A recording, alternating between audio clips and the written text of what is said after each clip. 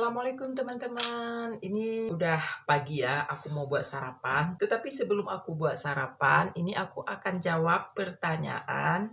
Ada yang nanya nih, shock culture apa yang nggak bisa aku lupa ya. Sebenarnya sih aku udah terbiasa ya dengan keadaan di sini. Karena aku pun udah setahun lebih ya, udah hampir 2 tahun ya, udah bisa beradaptasi lah ya. Tapi walau bagaimanapun ya, waktu aku pertama sampai ke Turki ini, ya ada syoknya juga ya, lihat karena kebudayaannya ya sangat beda dengan kita. Nah, yang membuat aku syok ya teman-teman, yang pertama itu ceweknya pada ngerokok. Beda ya kalau di Indonesia aku lihat ada sih, ada juga sih ya cewek yang merokok di Indonesia. Tetapi kayaknya enggak sama yang kayak di Turki. Kalau di Turki malah di terminal itu aku lihat lebih banyak ceweknya yang merokok daripada cowoknya. Nah, udah itu yang membuat aku shock lagi, dan bukan hanya ibu-ibu aja yang merokok, tapi itu anak-anak gadis. Anak-anak gadis ya sekitar umur belasan itu merokok. Ada berapa orang cewek sangat santun, jilbabnya sangat bersahaja gitu. Tiba-tiba ngeluarin ngerokok juga. Jadi aku tambah shock kan.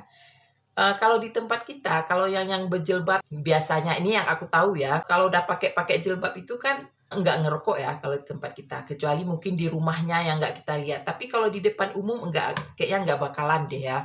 Tapi kalau di Turki ya seperti yang aku bilang tadi, dengan gayanya, jilbabnya, tiba-tiba ngerokok. Aku bilang sama suami, ini pakai jilbab, aku bisiin ya kayak gitu. Tapi kok ngerokok? Udah itu suami aku bilang memang kayak gitu. Jadi nggak usah diherankan lagi, dibilang kayak gitu. Kayaknya jilbab nggak ngaruh ya. Kalau memang rokok-rokok aja terus kayak gitu. Beda di tempat kita ya. Kalau yang ngerokok biasanya ya orang-orang yang ya udah tau lah kita gaya kayak mana, udah biasa ya kita lihat minuman keras itu dijual bebas. Pas aku belanja ada satu market. Memang nggak semua market ya jual-jual kayak gitu. Itu minuman keras, di belakang kasirnya itu penuh rak dengan bermacam merek ya. Minuman keras itu dijual legal gitu ya. Kalau tempat kita ilegal, udah itu hanya beberapa daerah aja yang dikasih untuk jual minuman keras. Tapi kalau di sini kayaknya semua daerah di Turki nggak masalah ya, kalau aku lihat seperti itu. Pas pertama aku nyampe di terminal, aku dengar yang ngomongnya keras-keras. Misal cowok-cowok, aku sampai bilang apa itu berantem. Udah dapat data suami, tenang. Itu mereka lagi bicara santai. Jadi bicara santai kayak gitu kerasnya. Jadi kayak mana kalau berantem ya kan. Itu ngomongnya keras sekali. Kalau kita pendatang, kita pikir itu udah berantem ya. Padahal mereka ngomong santai, ujung-ujungnya ketawa. Gitu juga waktu aku ke rumah mertua. Jadi aku lihat suami atau keluarga orang tuh ya, kalau ngomong itu keras-keras, dengan tetangganya keras-keras ngomong. Jadi kita nggak tahu yang mana berantem udah dan yang mana ngomong ya. Anak mudanya, muda-mudi lah kayak gitu. Ini umurnya masih belasan tahun ya, jalan di depan kita nggak open, ada orang tua, ada kakek-kakek, ada nenek-nenek atau siapalah ya yang lebih tua dari mereka akan rangkulan, jalan merangkul kayak gitu. Itu pulang-pulang sekolah, kayak gitu, anak SMP atau anak SMA ya, pulang sekolah rangkul. Udahlah aku pikir itu hal biasa ya, merangkul gandengan tangan itu hal biasa. Ujung-ujungnya di saat mereka udah pisah ya, pisah arah, nggak taunya cipika-cipiki, cium-ciuman lah kayak gitu. Itu di depan orang ya, di depan umum. Bisa jadi di taman, kayak gitu. Jadi aku shock ya, waktu pertama aku shock. Sampai aku lihat anak aku, pas ada anak aku di samping kan. Di Indo ada nggak kayak gitu? Aku tanya sama anak. Dibilang, mana ada, dibilang sama anak aku. Aku tanya, mungkin apakah aku udah ketinggalan zaman ya kan? Mungkin udah umur segini, mungkin anak-anak muda udah kayak gitu pergaulannya. Aku tanya ya, yang pas ada anak aku, kayak mana? Di Indo ada nggak kayak gitu kan? Datang anak aku bilang, mana ada, apa nggak malu itu di ngadulah sama mamanya di depan umum kayak gitu. Itu anak aku bilang. Jadi kayak gitu ya teman-teman, aku shock juga ya, anak-anak muda di sini enggak milih tempat ya, di tempat umum gandengan, udah cium-ciuman. Nah, kalau orang Turki, kalau dalam hal makanan ya, kalau makan ya kan makan rame-rame, itu kebanyakan orang itu lebih suka makan lesehan ya kan, duduk lesehan rame-rame. Tapi mereka walaupun ada meja makan, kebanyakan lebih suka duduk lesehan, makan rame-rame kayak gitu. Nah, dalam hal makannya ini juga yang membuat aku syok ya. Pertama, sekarang aku udah bisa ngerti dan udah adaptasi juga dengan lingkungan di sini. Mereka kalau udah makan itu harus ada roti walaupun ada nasi ya. Itu kan ada nasi, orang tuh nasinya beda ya dengan kita. Kalau makan nasi itu nasi minyak, orang tuh nggak mau nasi yang kayak kita. Suami aku juga kalau aku masak masak nasi biasa, aku harus 2 kali masak ya. Nasi yang untuk aku, yang aku nasi biasa dan untuk suami nasi minyak. Jadi kalau udah makan nasi, makan makan roti lagi ya, roti panjang gitu. Nah, jadi aku pertama syok ya lihatnya ya. Kok udah makan nasi, makan roti lagi, apa nggak cukup dengan nasi ya kan kayak gitu. Kalau kita kan udah cukup dengan nasi aja, nggak perlu roti. Yang membuat aku syok lagi di Turki, itu di bulan Ramadan ya, bulan puasa itu mereka nggak ada bedanya dengan bulan-bulan biasa. Pas aku ke kota, seperti biasa, itu orang tuh jualan makanan, nah, seperti biasa, santai aja. Udah itu kan ada itu di taman-taman biasanya kan ada orang-orang duduk ngeteh gitu ya. Nah, jadi di bulan Ramadan ya, bulan puasa, orang tuh ya ngeteh ngeteh aja biasa lewat, yang merokok, udah itu yang minum teh, buka restoran, udah itu pokoknya kayak hari biasa, nggak ada bedanya. Nah, kalau di tempat kita kan beda ya teman-teman. Khususnya aku di Aceh ya, kalau di daerah lain aku nggak tahu ya. Jangan nanti udah, kok bilang apa di sini kan sama aja kayak di Turki. Aku ini bilang sesuai dengan daerah yang aku tinggal ya di Aceh ya. Itu tutup semua itu, kedai-kedainya itu tutup. Kalau memang ada yang buka bakalan datang apa itu penertib lah kayak gitu ya. Baru boleh buka itu habis salat asar. Nah, itu baru boleh buka kedai-kedai atau yang jualan-jualan di pinggir-pinggir jalan itu setelah salat asar. Nah, jadi sebelum salat asar itu nggak ada kedai yang boleh buka kecuali kedai-kedai sembako. Pokoknya yang kedai-kedai untuk jual makanan, makanan siap makan gitu nggak boleh kalau di daerah aku ya.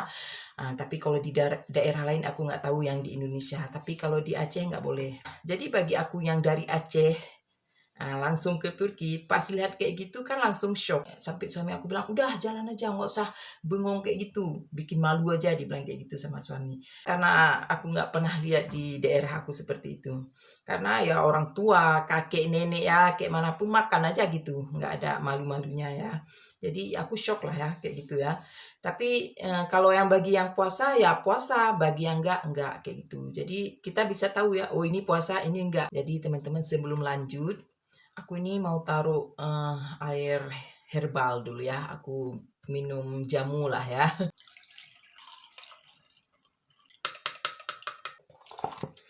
Dan aku taruh madu juga. Oh ya teman-teman, kalau di Turki madunya dijual dengan ini ya. Apa ini namanya sarangnya ya. Sarang-sarang madu kayak gini. Kalau di Indo kira-kira ada nggak kayak gini ya? Aku nggak tahu ya. Mungkin ada juga. Mungkin aku aja yang nggak lihat ya.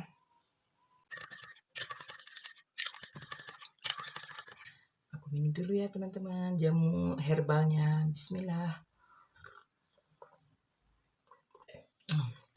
Ya kita lanjut. Mereka porsi makannya itu kalau menurut aku sangat banyak sekali ya. Jadi aku pernah ke restoran. Kayaknya kalau menurut aku satu porsi itu kita cukup makan untuk 2 atau 3 orang kayak gitu. Tapi kalau di Turki ini itu untuk 1 orang, malah nambah lagi ya. Itu aku lihat juga suami aku ya, kalau misalnya beli kayak kebab, itu kulitnya sampai ditimpa sampai 3 biji ya. Nah, jadi gede kayak gini. Kayaknya aku kebab itu 1 aja, udah makan itu masih ada sisa itu aku maksa-maksa untuk makan ya, kalau dibuang kasihan kan. Kalau aku kayak gitu, tapi kalau orang Turki aku lihat kayak gitu. Memang porsi makan orang tuh banyak sekali, makanya orang tuh kayak badannya besar-besar kayak gitu ya. Nah, jadi itu shock juga aku pertama, tapi sekarang udah biasa. Nah, ini yang terakhir yang membuat aku shock. Ini bukan merupakan shock kultur ya atau shock culture, tapi ini menjurus ke iklim. Iklim atau cuaca. Nah, bagi teman-teman yang ke Turki, bawa ini apa, minyak angin atau minyak kayu putih ya. Karena di sini cuacanya itu kalau menurut aku lebih banyak dinginnya daripada panasnya. Aku keseringan masuk angin ya di sini.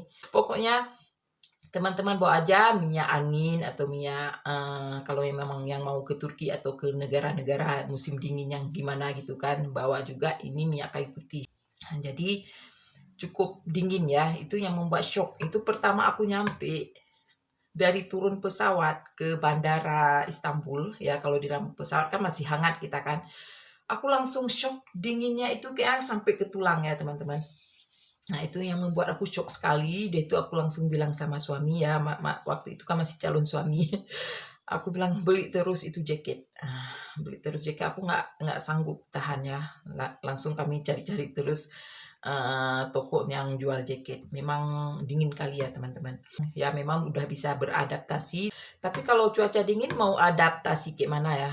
Memang dingin ya, nggak bisa nahan ya. Kalau yang kayak lain-lain oke lah. Tapi kalau cuaca, ini tubuh kita kan nggak sanggup ya. Paling harus pakai baju banyak-banyak gitu kan.